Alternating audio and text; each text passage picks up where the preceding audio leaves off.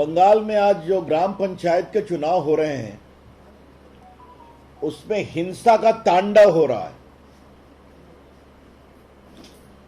अभी तक 1 दर्जन से अधिक लोग मारे जा चुके हैं और बड़ी संख्या में लोग घायल हैं। ममता जी, आपने अपने बंगाल को कहां पहुंचा दिया? एक समय बंगाल लोकतंत्र की जननी थी, राष्ट्रीय जागरण का केंद्र था। सुभाष चंद्र बोस का बंगाल, गुरुदेव रविन्द्रनाथ टैगोर का बंगाल, ईश्वरचंद्र विद्यासागर का बंगाल। कोई चुनाव होगी तो लाश गिरना जरूरी है क्या?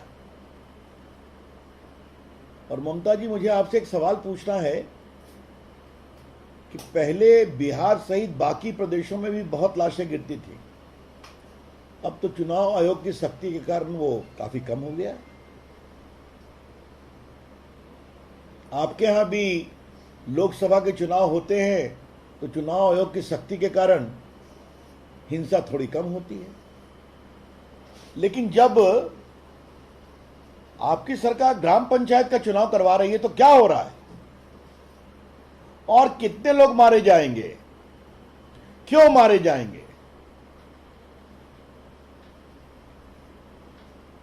सेंट्रल फोर्सेस को भी कायदे से काम नहीं करने दिया जा रहा है, कोई सहयोग नहीं मिल रहा है जमीन पर। ममता जी की पुलिस एक प्रकार से पॉलिटिकल आउटफिट के रूप में काम करती है,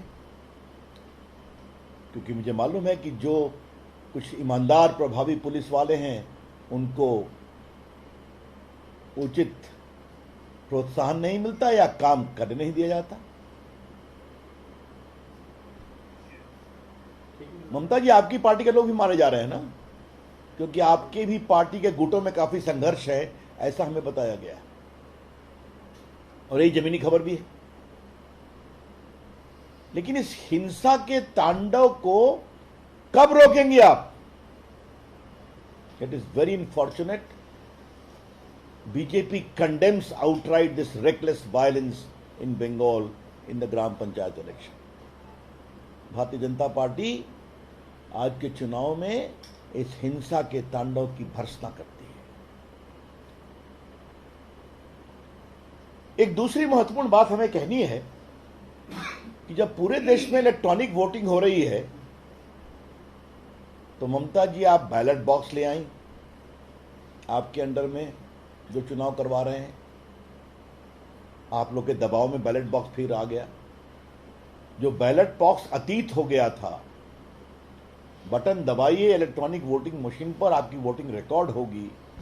अब आप बैलेट बॉक्स ले आई और फिर वही पुरानी परंपरा कि बैलेट बॉक्स को छीना, उठा के कहीं तालाब में फेंक दिया, किसी बैलेट बॉक्स में इंक डाल दिया ताकि जिसको जितने वोट मिले सब समाप्त हो जाए। ममता जी, आपकी सरकार के लोकतांत्रिक कमिटमेंट का टेस्ट हो रहा है।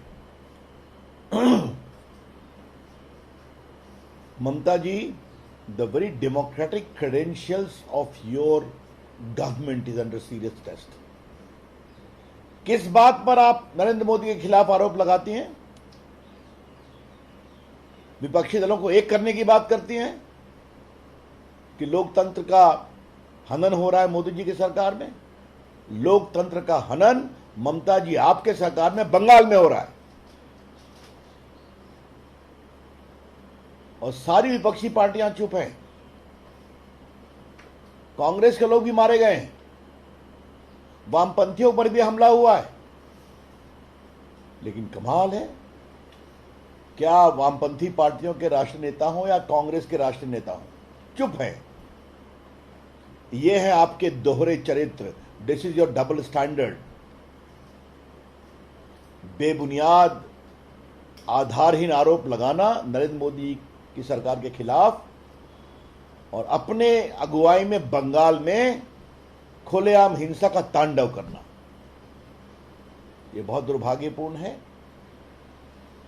हम एक ही बात कहना चाहेंगे, ममता जी, बंगाल की जनता देख रही है और जब कोई प्रदेश का मुख्यमंत्री हिंसा का तांडव करता है या करवाता है, तो इसका संदेश यही जाता है कि जनता इनकी विदाई जल्दी ही करने वाली है।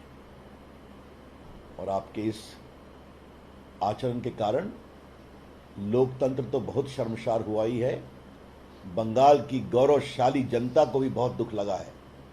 और हमें पूरा विश्वास है कि उचित कार्रवाई होगी लोकतंत्र के हिसाब से अगले चुनाव में। लेकिन एक बात हम स्पष्ट अपील करना चाहेंगे कि काउंटिंग ठीक से होनी चाहिए और जिन लोगों ने चुनाव की प्रक्रिया को बाधित करने की कोशिश की है उनके खिलाफ सख्त से सख्त कार्रवाई की जाए।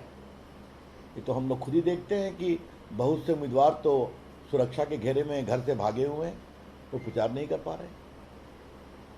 ये बहुत पीड़ादायक है, बहुत दुर्भाग्यपूर्ण है और इसकी हम भर्त्सना करते हैं। Thank you. क्या सवाल है? ममता ने कहा था कि लोकतंत्र 2024 अगर मोदी सरकार आई लोकतंत्र खत्म हो जाए, अब वही लोकतंत्र को मिला जा रहा है। ये सवाल आप ममता जी से पूछिए, मैंने उठाया है ऑलरेडी। जिस लोकतंत्र के खतरे की आशंका वो प्रधानमंत्री को लेकर आरोप के बारे में बोलती हैं मोदी जी के खिलाफ, वो खुद उनकी सरकार में क्या हो रहा है बंगाल में दिखाई पड़ रहा है।